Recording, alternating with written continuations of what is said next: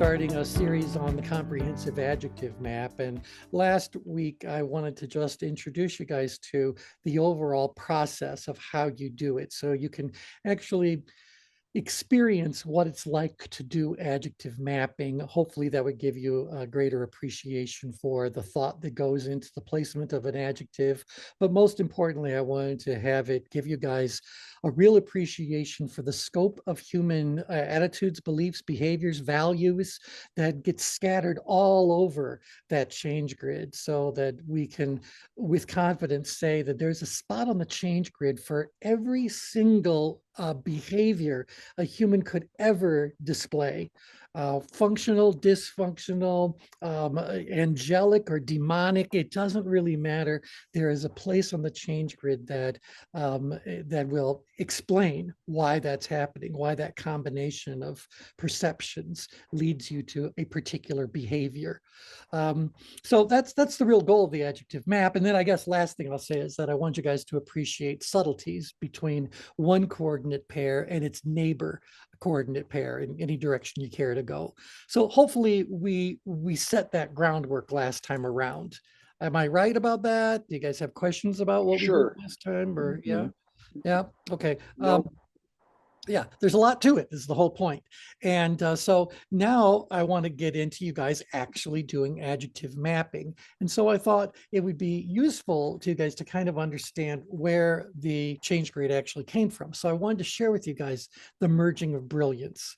And I'm looking for the PDF document. I know I'll find it. Another problem with digging through the archives, and I imagine you can all relate, is that while you're looking for something, you find something else that grabs your curiosity. And then the next thing yeah. you know is you've gone down a rabbit hole, and it's an interesting trip, but it wasn't what you set out to do. So Mhm. I have that. What I'm looking for, Shags, is a PDF document on the nature, or rather on the merging of brilliance. It has all the illustrations. It's probably a good, I'll bet, 10 pages long, but it's a PDF version of it. And I'm sure I have it, but it's buried somewhere in the archives, and I'd have to go digging for it. So far, I haven't found it. Okay, anyway. So I do want you guys to have the merging of brilliance, just so that you have whatever questions you have about how this all came to be kind of answered. However, I wanted to give you guys the real story, not just the story that we share in the merging of brilliance. And just to kind of put anyone's what sort of to bed, I did not discover these models in the order in which I'm presenting them. I'm presenting them in a chronological order in the merging of brilliance. So we were able to basically say to someone who was just curious about where this all came from, this goes back a very long way. But for this, the sake of this little video, let's just go back to the early 1900s, and let's look at the evolution of models that have been proposed in how humans behave. Let's do some comparative human typological analysis. Let's see how they all build on one another, merge with one another, and ultimately end up integrating to what we have, well, I would say today, but that's probably 10 years old now. Since the last time we updated the merging of brilliance. As far as a document goes, obviously, we've been playing with all kinds of models for the past 2-3 years now, just on these calls. I honestly don't know that we've stumbled across a model that is unique enough that it deserves a new layer or a highlighted spot on an existing layer. If you know what I mean. Most of them are really just representations, and perhaps some slight modifications or enhancements to existing models that we integrated long ago. So Mm. we see lots of models, but it's been a long time since we saw a unique one. But you've added to the adjective map since then, have you not? Yeah, because of conversations we have, or just patterns we notice as we're doing a debrief, things we kind of bring up to describe what the person might be experiencing. We've started to build on a very informal, but more, what do I say, in the field sort of lexicon usage guide Mhm. for certain adjectives that, yeah, the models didn't really talk about. Didn't use. So anyway, so the merging of brilliance. So I just thought I'm going to not play the video, but I'm just going to jump through the video so you've got some graphics that I just want to kind of touch upon. And so we did on the last one. Oh, you found one? Oh my gosh, man. Yeah, I'll go hunting for that as soon as the call's over and I'll send it off to everybody. But it really is just a print version of what we're looking at. So I talk about Yerkes and Dodson. That's the earliest model that I tend to make any direct reference to in the when we're doing comparative human typological analysis in your certification training. Oh, that's a lot of words. Anyway, but what followed Yerkes and Dodson, what followed them next was a work by Makaguchi in 1930, where he was looking at the relationship between the amount of attention something grabs, we know that as being tension, and the perceived value that we associate with something. And so he basically said that if we don't see any value in it, we're not going to pay any attention to it. We don't pay attention to things that we don't either see as adding to our value or threatening our value. So there's got to be some sort of interaction between these two perceptions. And if it's low on both scales, then we're totally unaware of it happening. And if it's way, way, way up and to the right, 100% value, 100% attention, we become fixated on something. And so that's why the great majority of things that we get exposed to in life go by unnoticed, because they didn't really represent any threat to our current values, and they didn't bring us any additional ones. And so we didn't pay any attention to it. It goes by, we're totally unaware of the vast majority of things happening around us in any given moment. But boy, you let something appear in our reality that threatens something we value greatly, or that we think really could enhance our values or our approach towards, really living those values. We're going to pay a lot of attention to that. And ultimately, you can become fixated. And being fixated, although this wasn't Sunasaburo Makaguchi's contribution, it can be problematic in and of itself. So we understand danger zones. Oh, look at you. Thank you, Shags. Everybody, if you look at the chat window, he just gave you guys a direct link to his Google Drive that has the document on it. So do take advantage of that. Yeah, who wants to wait for you to get your email? Well, I mean, so I've just got so much crap open on my screen right now. I'm hesitant to add more to it. So, anywho, so that was 1930. Well, you go a little bit further. Let's see if I. I had a hard time finding that book. Always wanted that book, but I had a hard time Oh, the finding it. philosophy of value has been out of Yeah, print for decades. yeah. I was lucky enough to find one copy of it on Amazon, and I was then lucky enough to stumble across one in one of these antique bookstore kinds of things with a, you go inside of it and you're going to have an asthma attack because of the amount of dust and mold in the room. But yeah, that's the kind of place you're going to find that book. And so I am surprised there's not an electronic version of it, because he was quite the famous educator, but there it is. And Yeah, I maybe, just remember when you maybe, introduced me to him. It was. I look back then, and that was yeah, 2000 or 2001, somewhere around there, and I could never find it. right, right. Well, if you go to Chat GPT, Makaguchi's work can be explained by Chat GPT in vivid detail.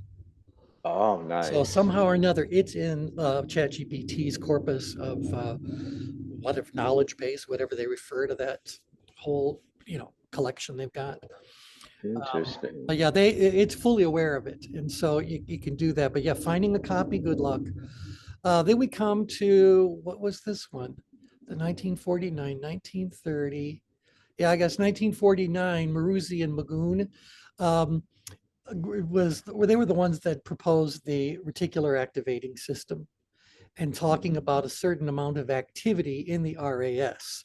And when the level of activity got high enough, they didn't call it the threshold of activation, but they hit what they called the activation point. And that's when you did whatever it is you needed to do. And that RAS activity could be coming emotionally, intellectually, um, oh, they don't talk about spiritual sort of things. They did talk about physical. So those were their three groups. And that's why we describe tension as being the level of physical, emotional, and intellectual activity a person's experiencing. That's the RAS spectrum. So it could Mhm. be one thing that takes you to a threshold. It could be a whole bunch of things that take you to the threshold. But one of the things they did talk about is that your overall capacity. So when the RAS gets overloaded or starts to think of it as a glass, starts to spill out the type, one of the things that they did say is that your glass keeps getting bigger. And so you're able to handle higher and higher levels of RAS activity before finding your situation, one that spills over into action. So Brian, you're our resident authority on brain stuff. So does this resonate with what you've learned about the RAS? And, Yes, absolutely. yeah. Absolutely. It only expand, but so far and so fast Yep. before you'll reach that point. You're like, enough. Enough, and that's it. And but that threshold, they posited, and I think we've seen plenty of evidence to show that over the period of generations, perhaps, you're going to watch culture change, values change, and as you watch the culture and the values change, they're going to be able to pay more attention to things that they think enhance their values, their value system. Mhm. So, you know, one way or another, sooner or later, we're going to hit this 100. And by the way, they didn't, they never said that 100% attention was even a possibility, that you would spill over long before you reached 100% attention to something. I wonder Anyway, is that where we are now? Because it seemed like the threshold for coping yeah. is somewhat lower than generations in the past. I think about, all the civil rights era and just different, generations where you had to transition and make these big transitions. We don't seem to be able to do that well in Yeah. today's time for some Well, reason. no, but it's again, it's because of the amount of messaging that someone is being bombarded with at any given moment in time.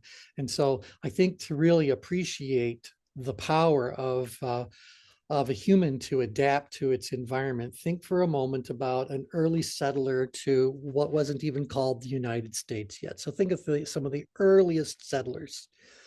Now take that person and think about all what they understand to be stress. They've just crossed an ocean, they're in unfamiliar territory, they don't know what they're going to live in, eat, whatever it is, but there they are. Okay, so they had their own set of stressors, make no mistake about it. And those stressors are what ultimately controlled what they did in a given day, what they noticed and what they ignored. Um, you take that exact human being and you put them on the sidewalk in Manhattan on the middle of any workday, and you tell me how quickly they're going to become overwhelmed. Hmm. Yeah, Yeah. they have no, where meanwhile, Manhattan is filled with people who consider that to be literally another day in office. Yeah. Right, And right. so over the course of time, not only do the stressors change, but our overall capacity to handle greater and greater burdens on our brain activity, we're getting better. You know, overall, humans Mhm. are becoming more capable of doing Mhm. things, even though we have our struggles, no mistake about it. You know, evolution goes one way unless something happens to really destroy it. So we continue to evolve in spite of the fact that our trip up that spiral dynamic is increasingly, what I want to say, cluttered with obstacles, distractions, or just overwhelming messaging. That's interesting. So does that clutter the adjective map as well? Because we will have to expand it, right? Well, you know, only if new adjectives appear. Obviously, we want to complete the set, but it's how the adjectives end up being defined that actually changes.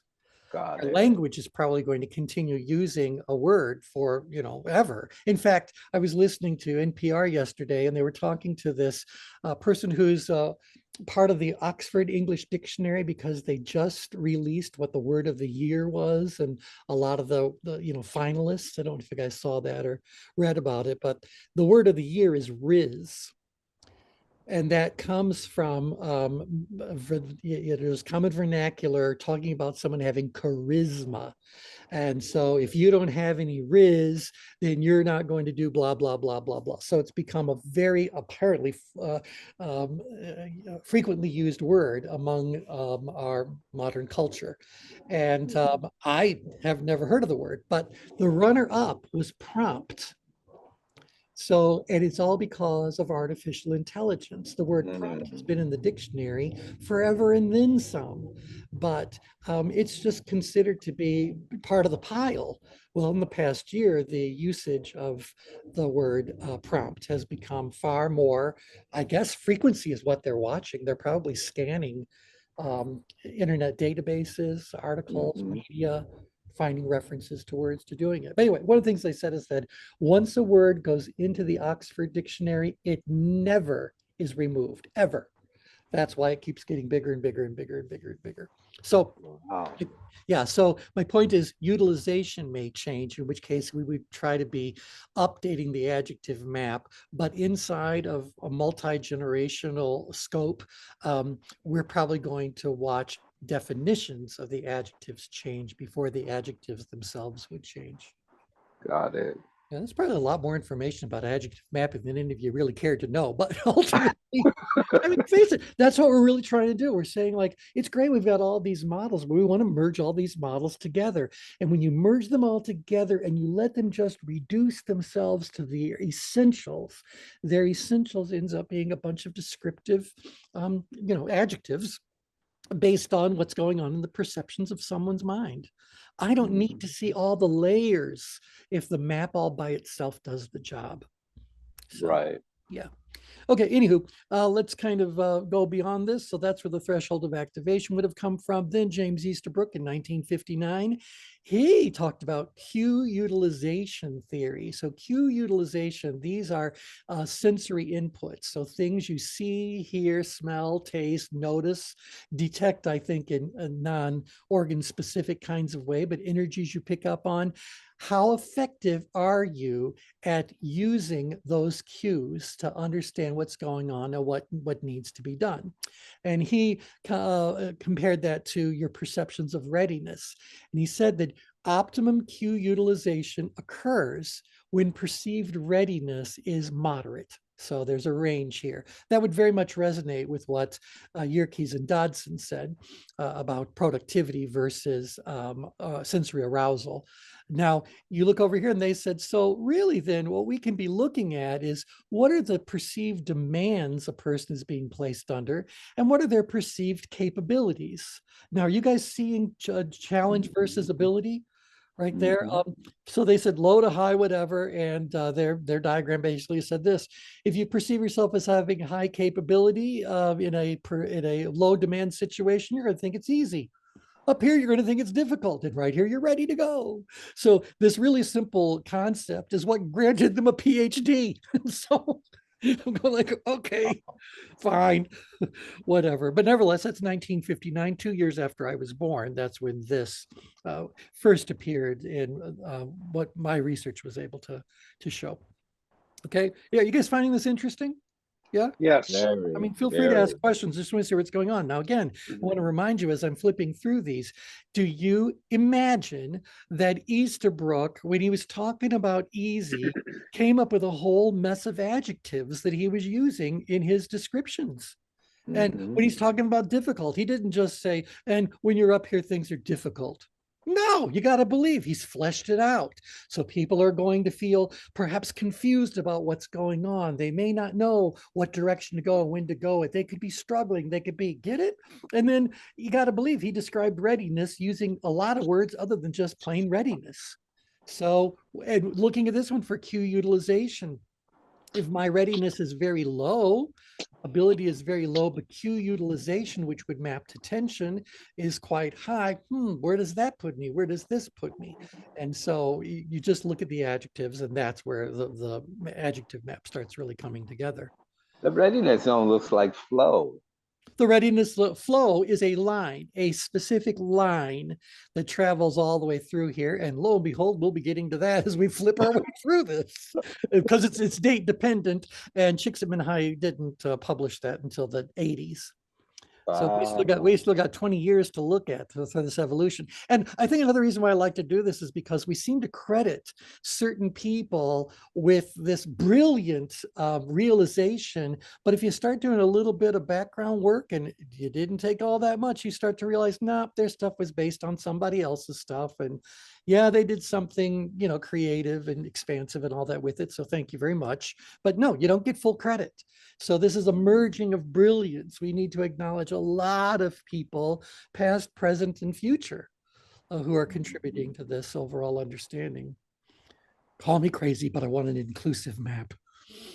At least that's my goal. I'm just clicking through the timeline. Yeah, 1969. Did we do nothing between 59 and 69? Apparently not. 1969 is when Blanchard and Hersey set out situational leadership's original model. And so this kind of was telling me, based on what I had already learned, that this readiness thing is actually a different way of representing those other graphs we've seen so far. So if I'm clueless about something, then I probably have a low readiness to do that. And so we said, no, there should be a matching curve. Instead of just S1, S2, S3, S4, we need R1, R2, R3, R4. But it isn't just about task input. It's about our readiness to do something versus our level of productive tension about doing it. It's that this is what it's all about. And so we have to map it, rotate it, and it becomes part of the master stream, as you guys will see that in just a second. So again, if anyone ever wants to know where did it come from, then you can show them this. Just know that this is not how I put it together. So the first model I ever learned was situational leadership. That was number one. And the second thing I learned was the C zone, peak performance under pressure, and then other things got filled in between and before and after. But that was my sequence of learning. Wait a second, my screen just went to sleep. All right, so anyway, 1979. Sorry for the jets. I can close the windows if you guys are noticing that too much. 1979, Tony Alessandra, Phil Wexler, and Jerry Dean. Alessandra is the one who's best known of those. He's gone on to have a very successful career as a speaker and no doubt a trainer, but he's all about other things. And we'll get into that. But he wrote a book called Non-Manipulative Selling. And in the foreword for Non-Manipulative Selling, there is a paragraph. And inside of the paragraph, there is an illustration somewhat akin to this. And all that it says is that over the course of time, the amount of tension that someone has with you as the salesperson is going to come down, needs to come down. And the amount of tension they have about the situation they face needs to go up. That was it. That's all that was ever said about it. And this ends up being what gave birth really to the master stream, the thought that we should be looking at tension flow, and the subject matter of that tension or the focus of that attention is going to change. And so we needed both a relationship curve and we needed a relationship flow, and we needed a tension flow. Well, your body can't experience two different tensions simultaneously. It's going to blend them together, merge them together. One's going to overrule the other one. So is it all about relationship tension and need tension took a back seat, or is it all about need tension and I don't even care about you, I just need to have something met, you know? Is it one or the other? Is it a combination of both? And so I ended up saying, like, no, it's a flow of things. We're experiencing a given level of productive tension at any moment in time. And sometimes it's about the relationship and sometimes it's about the need. We need to be able to map this all out. And so that's what the master stream is. This looks like phase one and phase two. Actually, it's phase one, and then ideally it would be phase 2, 3, and 4 would all focus on need tension. Right. But phase 5, we get back to relationship tension just to, end everything on a very pleasant kind of note. But you're absolutely right. These do get dealt with in a bit of a sequence. And I would then say to you that if we go back to situational leadership and this whole R1, 2, 3, and 4, that actually is the deep dive into phases 3 and 4 of the master stream process. So it all got blended together,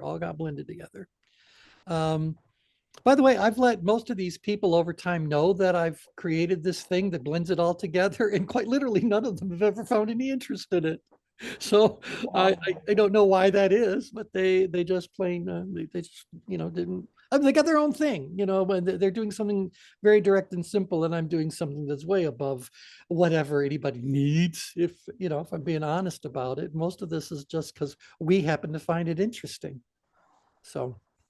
Okay, 1983, Robert Dilts, one of the people who got started in the NLP world very early on, gentleman out of Canada. He was someone who first started talking about how your word choice is telling you about values, and we're looking for patterns in the way people are making choices, and what are they paying attention to, and what are they not paying attention to. So in 1983, we started going like, does this overlay in the change grid? The thing is that it doesn't overlay graphically, but it does get involved in the dialogues that we would be having with somebody. So yeah, so anyway, that got merged a little bit. Going a little bit further, 1984, this is where we see the C zone. So this is what I saw second. But you can imagine they're talking same thing: perceived ability, perceived difficulty, not perceived challenge, drone zone, panic zone, C zone. Does this feel very reminiscent of what we looked at was at 1959? So, but Yep. somehow or another, the work in 1959 is not mentioned in their 1984 book. So was this a unique realization? Because that certainly happens, make no mistake about it. Or is it just kind of a work that they didn't really feel that attribution was necessary? Or is the truth that there are other models so this concept was just plain a given in the world of human thought, and so nobody needed to be attributed to anything? Or were they just trying to create their own thing and put the spotlight on them so they could have a lovely speaking and training career? I don't know. I don't know these people. I don't know their motivations. All I know about is that this is their diagram, and it seems to work just fine. Okay. Again, adjectives are offered as you read descriptions for each of these sorts of things, and you can put them in the map. They don't talk much about transitions. So to me, trying to divide responses into 3 buckets, also they are either having a panic response, a C zone response, or a drone response. I simply don't think that's enough detail to be as practical and useful as a client, I think, would expect such an experience to help them become. So it's interesting, no mistake about it, but I need to see the practical side of it as well. And I think that's the value of this merging, right? Because it's kind of like, how you use one tool, but then you got to get another tool or another app or another app and another app. Yep. Yep. Rarely do you see one that can do as many things like this merging can. Yeah, and so that's what we're really trying to do here, is just say, look, we don't have to be enemies of one another in the world of intellectual and philosophical pursuits. Can't we just all kind of share what it is that we have to share, and maybe somebody could take some notes and put it together for us? Well, I'd like to think I'm the one taking the notes and putting it together. So Yeah. that's what the goal really is. So hopefully it'll exist long after I'm gone, but who knows? Anyway, 1984, Robert Fritz wrote a book you guys might have seen called The Path of Least Resistance. It was very popular for a while. It talked about some very, very interesting sorts of things. But the thing that I pulled out of it that I think was the greatest contribution to the emerging of brilliance at that time is this thought that it flows, that it isn't a static kind of thing, that no one is an it, that energy always follows the path of least resistance. And if you can understand the natural path that leads to someone making a decision and taking an action, you are better off trying to support them in taking that path than you are in trying to re-engineer the way they get from point A to point B. So this is something that resonates very much with NLP, because it says that a decision being made is a exercise in energy. And so someone has thoughts, those thoughts bring in other thoughts and facts and figures and debates, and maybe they pull in some tools and some discussions with other people and on and on. But there is a pattern in the way people like to make their decisions. If I can identify and understand their path that already exists, that goes from question mark to conclusion, if I already know what that path looks like, why don't I just facilitate their movement along that path in my subject matter or in my objective? If I'm trying to sell them something, for example, and I know they like to talk to other people, why should I try to pressure them into just doing it before they have that discussion? I need to say now, no doubt you'll want to talk to a few people around this. And so here's some things that you might want to be asking them. And here's some things you might want to be sharing with them so they can help you most effectively. And if I know that they always check other suppliers, I can certainly say it. And I'm also sure you're going to want to look at other options that are available for you in the marketplace. What I've done is put together a side-by-side comparison of the 5 most popular models we've been able to identify. And here's how ours compares to that. And there's a blank column so that if you're going shopping elsewhere, you can do the same thing. Well, what do you think happens the more you map to someone's preferred way of making a decision? How much easier does it become for them to say, well, obviously, if you've already done that, I don't need to do it. Let's get started. So Yeah. this whole thing was follow the path of least resistance.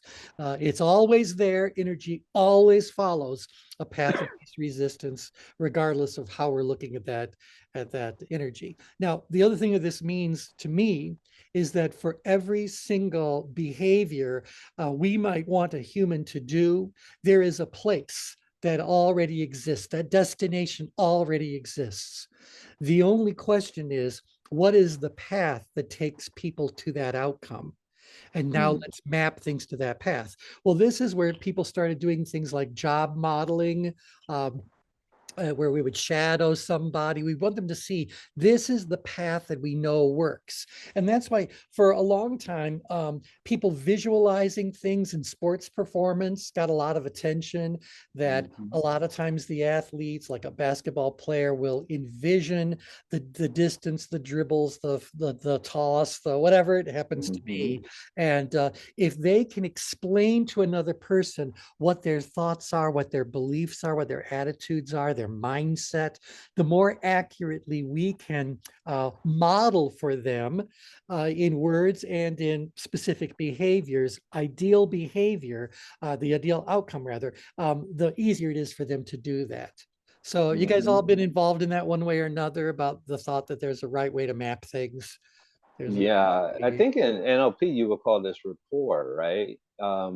Well, And the question in NLP was, rapport is something that people establish. What are the things we notice around how rapport is established and how natural rapport occurs? Because if we can duplicate what naturally happens as rapport gets developed, we can develop it deliberately and far more efficiently.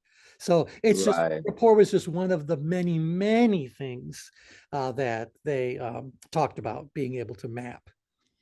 But what I like about this path of least resistance, as you just explained it, is it builds neural pathways. Mhm. You build the neurons. That's why I always say, instead of just thinking about your vision, you write it down. So you're matching the writing with the visual aspect. So you're literally using Yep. 2 parts, both sides of the brain in that activity. Now, when you repeat that with your actions, then that reinforcement becomes stronger. And now you're getting into where the RAS will start to pick up on things. And so you That's can right. close that gap. That's right. That's right. And again, the RAS and what we're talking about are people starting to identify the things that need to be happening physically, emotionally, intellectually, and you can add spiritually to that as well, in order to produce the performance and top performer. Remember, we said long ago that one of the biggest problems when you are running a business is that you want to duplicate your best people, but your best people don't understand how they do what they do. For them, it's such an automatic, natural kind of process. And then a lot of us got hired to come in and watch that person in action and try to break their performance down into specific, observable, duplicatable behaviors, beliefs, etc. So we would be asking questions, what's going on in your mind right now? What do you see in your mind's eye? What are the voices in your head saying to you?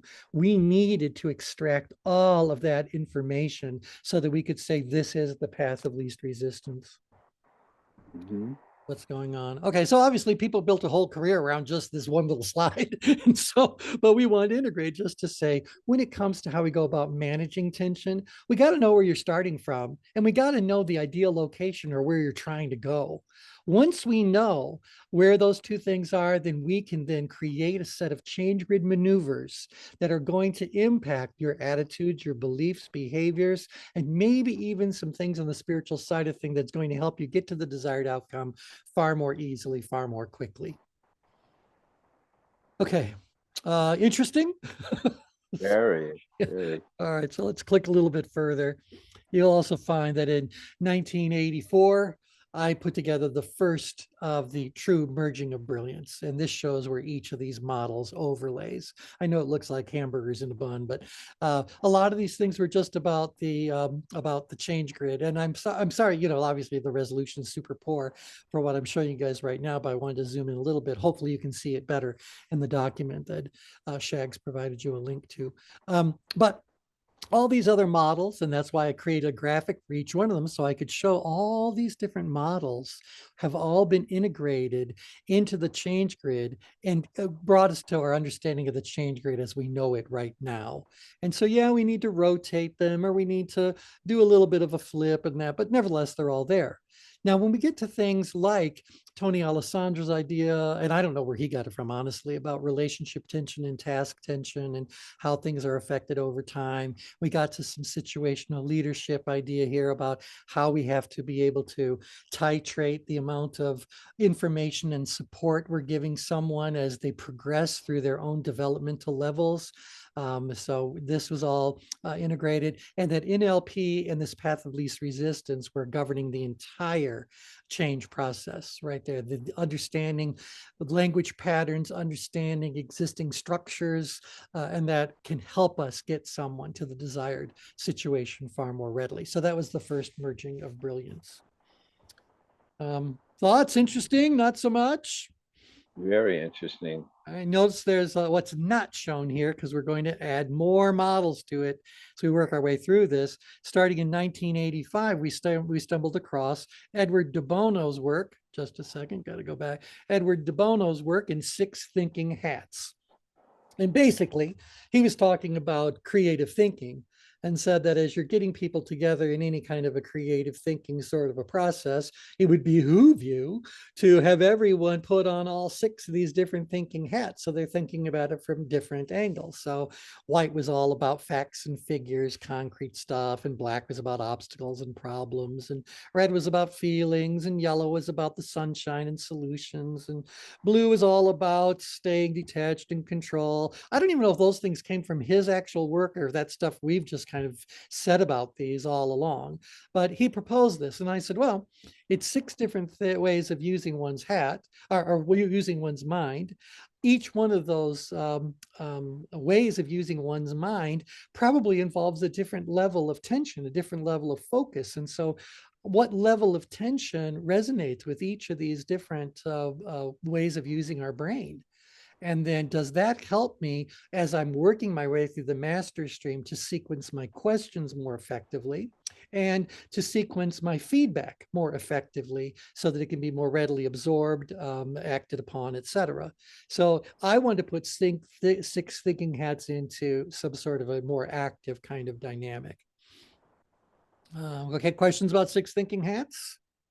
So you gave each one of these where they mapped a adjective. So yeah, like they the map red the adjective. turns It overlays. emotion. Yeah, it overlays on the change grid. Okay. You'll see it in a second. It's a layer of the change grid. Yeah. I really like this concept. I've been aware of it for many, many years, and the lateral thinking concept, Yeah. what Edward de Bono is known for, as you know, T. Yep. But what I like is that it's about the path. I mean, you use these hats as part of the pathing You process. certainly do. And if you don't, you've got problems. There's a bill to pay if you don't put on all 6 thinking hats before you take action, because just because you don't put the hat on doesn't mean you don't own it. And so whatever was happening, you like obstacles, they're still there. So you best put on the hat early on and, factor these things in and shove it in the closet and try to forget it exists. Now we did a lot of other things with with these different colors and the hats, because we said that everyone also over time developed a preference. So we could do some mapping of personality typing to these colors as well. That's got nothing to do with De Bono. That's something that we were able to do based on, other models that we look at. And so we've used a lot more fun things. Subsequently, he published another book called 6 Acting Shoes, and they are action steps for better cultivating, developing things. But putting them in a particular sequence, using them in the path of self-discovery like we do, all that is unique to the work that we've done as part of the merging of brilliance. Yep. Could you guys chat amongst yourselves for 60 seconds? I think Linda locked herself out of the house. Just a second. Oh no. Oh no. Linda?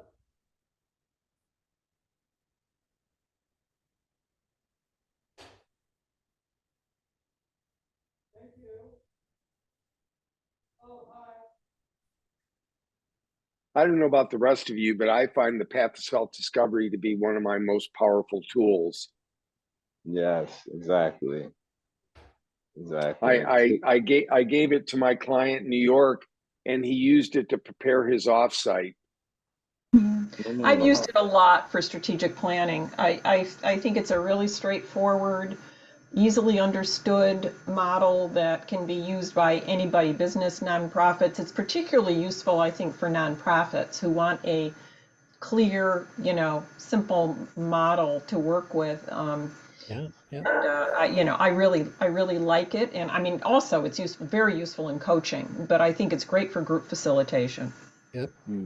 I agree. And remember when De Bono first proposed this model, he was an elementary educator, if I'm right, an early stage educator, and was Oh, that's talking, right. talking Yeah, about developing creativity in classrooms.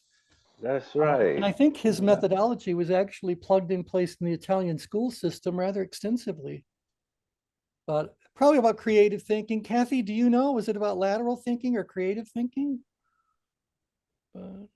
Yeah. Sorry, I had to unmute. No, it was lateral thinking. It was creativity and lateral thinking that Okay. when I was first introduced to it, when I was doing this work, several years ago. Yeah. But it was about lateral thinking, and it Yeah. was about breaking out of the strategic model and being able to jar Yep. people's perspectives, and that's what I I like that word, jarring their perspectives, and talking about in a team situation as well. I think a very useful, pardon me, contribution that this model can make is it gives space for all of the possible thoughts that someone might hesitate to share otherwise. So we're making it okay to identify obstacles. In fact, we're not only making it okay, we're making it an expectation for people to share obstacles, or if they've got hunches and feelings, or don't understand the goal or have variations on the goal to offer. Think about how often people have a meeting after a meeting is over.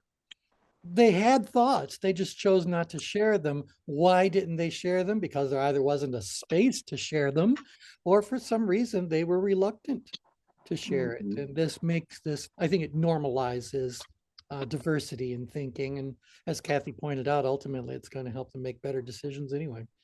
Yeah, that's where I was introduced to it, in this idea of critical thinking. And I forget the author who wrote Dumbing Us Down. I think it was Deming or something like that. Yeah. But both of them had a similar thinking about this idea when it came to schools, that the hidden curriculum isn't what you're going to get in the formal setting. You have to be able to apply that in an experiential way. And Yep. so a lot of experiential learning use de Bono's work to say that, as my grandfather told me, never let schooling interfere with your education. Yeah, right. So Well, I you're remember, not limited to the classroom. oh, pardon me. My my high school counselor told me something very interesting as we were starting to look into colleges and all that. He said, don't forget that as you're looking at these colleges, that colleges fall into two categories. You talk about colleges as well as colleges that are inside of universities. So trying to say, you got to know who you're aligning yourself, because he says some programs, some colleges, some universities are going to focus on teaching you how to think, and others are going to teach you what to think. So be very careful that you choose one that matches how you prefer to learn. And of course, he was saying there's other times too, if you want to become an engineer, what to think is also a very vital part, but how to think really when we get into developmental sorts of work. Yeah. Okay, let me show you a couple more little models. Flip through here. Then Tony Alessandra came out with another one about relationship strategies. And this was really the first of the personality typing systems I was exposed to. So he would say it was always about, there was a low this and a high this and a high this and a low this, but ultimately what these two axes showed could change dramatically depending on which model you were using. And what I liked about what they put together was that in the back of their little book on relationship strategies, there's a huge matrix that talks about all kinds of personality typing and temperament typing and whatever typing you want to put together, going back way. So they give full attribution to not less than a dozen different models of quadrant-based human behavior going on there. So I put them here and gave credit to them because of that contribution, or that acknowledgement that brilliance needs to be merged. But what's low and what's high changes depending on the model you're really looking at. But ultimately, they all arrive at the same place. And that's their 4 different personality types. And we all know which 4 buckets those happen to be. Okay, so now you can imagine where this is going to overlay in just a second, but it's an important point to make that up until this point in time, there had been no overlay of personality type or the adjectives associated with personalities overlaying on the change grid. Everything had been about activity in performance, productivity. So, those sort of things. If you look at the models, you'll find out they're not particularly trying to describe the person. Back then, they were describing more about the behavior someone was going to exhibit. Okay, anywho, so this is where we go like, wow, there's a whole lot of things we can now overlay on the change grid. If only this would overlay, if only this would overlay. Oh, so we had to merge it. Okay, move a little bit further down the line. And Ann Wilson Schaaf came along, 1987, and published a book called When Society Becomes an Addict. And she was talking about optimal productivity before someone hits a crisis point. And this is what her thing was, just trying to say that things have become skewed. That's her big contribution, was that things got skewed. And as we've become increasingly addicted, codependent, et cetera, we really are not only tolerating higher levels of tension, but we have a tendency to deny that we are handling higher levels. No one wants to admit that their families are more screwed up than ever, that culture is more screwed up than ever, that politics is more screwed up than ever. I mean, now we're hearing that, but that's not what the addictive organization or the dysfunctional family wants to blurt out, so we learned how to hold that back, but hold it in, hold it back, and perform anyway. So feel the fear and carry on. So does that not lead to that word dysfunction, right? Well, yeah, I mean, I'm sure functional and dysfunctional was around long before they decided to coin it, but they are, in fact, the one, or she's one of the biggest contributors to that whole body of writing that occurred in the mid to late 1980s about dysfunctional family systems and adult children of alcoholics. And I think Bradshaw wrote the book Healing the Shame That Binds Us. He Mm. identified that addiction is really a disease of shame. The shame leads to the addiction, and the addiction reinforces the shame. That is one of my favorite books. Yes, That is that is. such a powerful, it really helped me because I grew up with a lot of shame, Yeah, and he really helped me, and he's a really good with trauma stuff. So really good with trauma. I Mm. remember when he gave away a book called Gifts from ISIS. Do you remember that? That would have been the late 1980s. He developed this. no, I don't know that one.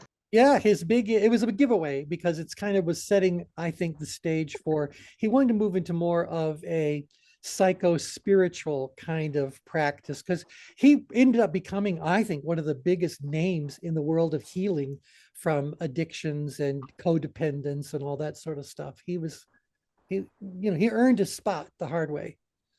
So, Wow. but What was great the work. name Yeah. of that book? Healing the Shame That Binds Us. His last name is Okay. Bradshaw. Yeah, by the way, Dumbing Us Down was written by a John Taylor Gatto. Yes, Yeah. that's him. He was a key education reformist, I guess is what you can call them. Yep. Yep. So he and De Bono did quite a bit of tag teaming and teaching younger people how to think. And most Yep. of the schools I went to were kind of Quaker based, and so the Quakers would come in and give us all these interesting books to read about education, and we form a circle, and they give us some critical topic to discuss, and it's like almost like a debate kind of a thing. It was Yeah. fascinating to me. Good. Yeah, that's great. I love that sort of stuff. And I guess one of the reasons why I like Shafe's work was because why I put a spotlight on hers instead of everybody else's was because she was the first I stumbled across that said all these things that we know to be true about an individual and dealing with addiction and codependence at the individual level or at the family level, the relationship level. These things I don't know if she said the phrase or if I threw it out there as a joke, but I said addictive or dysfunctional people don't leave their dysfunction at home when they go to the office. So Mm. they replicate these exact same dysfunctional dramas inside of teams, inside of companies, inside of industries, cultures, civilizations. And she Mhm. wrote When Society Becomes an Addict. She also wrote The Addictive Organization, but I don't know which one came Mm. first. I think When Society Becomes an Addict came first. I have the Addictive Organization somewhere in my bookshelf, and I Yep, yep, I do could too. locate it Okay. if I tried. But yeah, that's an interesting book. Yep, yep, yep. And that's the whole thing. It's like it shouldn't surprise anybody. Screwed up people are going to create screwed up companies. Yeah, yeah. I had a mentor that told me that you don't have business problems, it's people have life problems that expresses itself in That's business. exactly right. They bring it to work with them. And that's why I made my joke about that everyone's entitled to a little emotional baggage, but unless it fits in the compartment overhead or under the seat in front of you, you need to check it at the door. I mean, that's what companies need to say to people. That's a great. I'll have to remind. We'll have to Yeah, quote I you. don't know. I think that that's something I coined because I was trying to really emphasize to this one audience that I live in a real world. People are going to have stuff that they deal with and they talk about at work. Where our closest friendships are at work. And so if we got life problems we're going through, we're probably going to talk about them to somebody at work. And I Mhm. think that's got to be okay. It doesn't need to be punished or anything like that. So I threw out this line that everyone's entitled to a little baggage, but unless it fits in the compartment overhead or under the seat in front of you, you need to check it at the door. I mean, Yeah, That's too many people awesome. overpack their emotional baggage. they do. They do. Yeah, Right. yeah. Well, There, haven't we been conditioned though with this idea that there's some kind of magical firewall between work life? And so, we're conditioned with work life balance. And I've always thought that was kind of a myth. yeah, yeah, yeah, Well, yeah. most other cultures, Americans do insist on that separation, even though it's not true. In a way that, as you know, Brian, and other cultures don't do that. It's like we Yeah. are who we are. You know, Right. no Yeah. matter, yeah, Yeah, yeah. no matter where we are, what we're doing, we bring us to everything. And about that same time, I remember I would play a song for my audiences by a duo named Romanovsky and Phillips. They were on like the university entertainment circuit at the time, but they wrote a song called Guilt Trip. And I don't remember all the lyrics, but I'll try to share with you the bit of it I really like. But it was all about someone doing something and they're going on a guilt trip. So they said, um, leave your troubles far behind. Take mine along instead. It's what you deserve because you've been playing with my head. Pack your suitcase full of sorrows and lock yourself inside. You won't feel any better, but I'll be satisfied. Hey, so not the kind of a vacation for relaxing in the sun. I'm talking about a guilt trip, misery for one. So it's a great song if you guys can find it. A guilt trip. Romanov. Interesting. Love it. Yeah, I love it. Okay, after Ann Wilson Chafin, now, of course, we've integrated all these things about dysfunction. So a lot of adjectives could be pulled out of those descriptions for what does codependence really become behaviorally? Where do those adjectives live on the change grid? So everyone's bringing adjectives to the party. That's what we're talking about. Oh, here it is. Yeah, John Bradshaw. Yeah. That layer about radial trends on the change grid did not come from Bradshaw, but it arose because of my readings of Bradshaw's work. When he described shame as being a disease, I thought, well, what then is the opposite of shame? And the opposite of shame was healthy pride. So, in fact, he went further to say there's a difference between toxic shame, which is in the red part here, and healthy shame. That healthy shame is actually the shame that helps us correct our behavior so we become a better person in society. We live more cooperatively. So when we make mistakes in the way we interact with other people, there is a little bit of embarrassment that might come out of that. There's a lesson that we're learning. And so he considered that as being healthy shame. And then in the center, I don't think he talked about pride, but this was kind of like whatever the opposite was. I forget his work. So I went, so there's some radial trends. And in the center of this, we are at our most balanced place where we can do the best job of living shame-free. And then understand ourselves, others. Then when we get out here, we understand that in all of these areas on the change grid where we might be interacting, because again, we say that the area between the green circle and the red circle is where life is lived. I've never talked about the zones being green, yellow, and red, but that would be yellow in the inside. There's a caution here to remind us that we are stepping into a place where people might do those things that dysfunctional people do. We might not hear the whole truth. They might not recognize the whole truth. Certainly, they might hesitate to share with us that truth. So nevertheless, we've got to get out here and work inside of this. And so I was able to say to all of my audiences that when you leave the comfort of your home or you leave the comfort of your particular desk and you decide to go out there and interact with the rest of humanity, statistically, 96% of those people are dysfunctional to some degree or another. And you have to be able to either recognize their psychodrama as it unfolds in front of you and position yourself appropriately. Because if you don't recognize it and try to stay separate from it, you're going to get pulled into their dysfunctional psychodrama. And now what's going to happen? You end up in toxic shame, any of these danger zones. Those danger zones exist because of toxic shame and the many ways that it expresses itself. Interesting. Yeah, I have is that to get interesting? that book. Yeah. So they're out. That this one's should be easy enough to find. But yeah, healing the shame that binds you, healing the shame that binds. I think it's healing the shame that binds you. And this does have a physical impact, right? So you know the body Yep. metabolizes trauma. All And right. so, these things and this unheard or I guess unmitigated things that you see people like PTSD and stuff like That's that. right. That's And a Bradshaw would significant say to impact. you that there is a story of shame that can be told at all four of these, or a story of shame. Mhm. Again, he doesn't map it to the change grid, so you have to forget this diagram. This diagram appears nowhere in his work.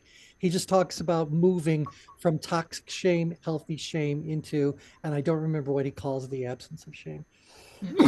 Maybe he does call it pride. That connection somatically, I think. Oh, right.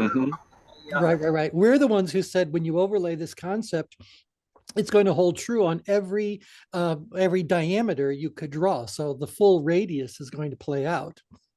So diameters going across to look at the opposites. Okay, and then after Bradshaw came along, who do we talk to next? Wyatt Woodsmall, human typological analysis, was really all about recognizing that while people have some patterns, they have personalities, they have some things that are true about them that put them into kind of membership with others that are similar to them, that in fact, every individual is unique. And every individual has their own combination of programs that we run. So he was the one in the world of NLP who first developed a formal way of looking at meta programs. So how do we go about making the decision that each of us make, and why do some of us do it differently than others? And so he talked about having a direction program, a rationale program, locus of control. I think he identified some three dozen different programs that are part of how a given human would operate. And our combination will look different than somebody else's combination. So ultimately, you really need to know what someone's individual patterns are if you want to be most effective at helping them in any way you can help, or influencing them if you're just trying to, manipulate the world. Well, this is also the dark side of NLP. It's been described as the science of brainwashing. Interesting. So this is saying like beyond the labels, like there's an individual specific pattern beyond the label of whatever. Absolutely. Okay. You've established your own set of behavioral patterns. So if I said to you, I want you to clean the bathroom, where are you going to start? What are you going to do first? How do you approach it? I promise you, we can all clean a bathroom, but I would be surprised if any two of us use the exact same pattern in how we go about approaching that task. And I do have a specific pattern. I'm not at all surprised. I'm not at all surprised. There you go. Yeah, top to bottom, follow gravity was what I was told when it comes to cleaning. Always follow gravity. Exactly. Yep. And shiny things last. Yeah, porcelain last, shiny things last. Exactly. Because if you touch it, then you have to clean it again. Exactly. That's right. And so there's all this. And so the real big one, the real debate in our household, not me and Linda, but my family household, was, do you dust or vacuum first? So I always wait till last. You vacuum last or you dust last? No, I dust last. Really? I would vacuum last because you put your dust onto the floor when you dust. That's right. The dust is going onto the floor, into the air. So I would not only vacuum after dusting, I would vacuum an hour after dusting to let everything settle down. So, but these so there, Brian, Yeah, exactly. Yeah. And so, but this was his whole point, that you can't treat all of humanity through the exact same kind of thing unless you like to keep your home disconnected from the collection chamber. That's certainly true. And the other thing, and I say this as a joke, but if you really think about it, it's absolutely true. The best excuse I ever heard for why someone doesn't want to clean their house is this: because in the act of cleaning, you're just making something else that's clean dirty. Yeah, and you're just gonna have to do it again the next day. We're just moving it around. When you do dishes, you do realize that doing dishes is making a sink full of dirty water. So the dirt is just being repositioned. So why should we move it at all? We'll just have to, Shag's point, move it again, and then we'll move it again, and then we'll move it again. And isn't I like that dust logic. generally I like made that. up of skin cells, dead skin Well, cells? exactly. 60%. We're just moving around. We're just getting rid of people we You know like. what, guys? This conversation is getting really weird. but it's true. It's true. All right. Anyway, we'll pick up on the rest of it. There's just a little bit of this left to go. Another 6 minutes or so of it. So we'll do that on our next call on Thursday, and then we'll turn this into something meaningful as far as your adjective mapping skills. But I'm doing this so that you guys understand how it all came to be, and why we follow the process we follow when we're mapping. I'm going to be in Florida for most of December on the beach, so I may or may not join you when I Well, it'd be can. lovely if you did. Otherwise, you know where to find the recordings. And honestly, in a couple of weeks, we'll probably take a 2-week break anyway, because, well, no, Christmas is a Monday and so is New Year's. So Tuesday and Thursday might be fine, but I got to believe you guys, are doing things for the holidays. So we'll talk about availability and what we're doing. Okay, with that, thank you all very much. We'll talk again soon. Bye for now. Have a good day, everybody. Thank you. Safe travels.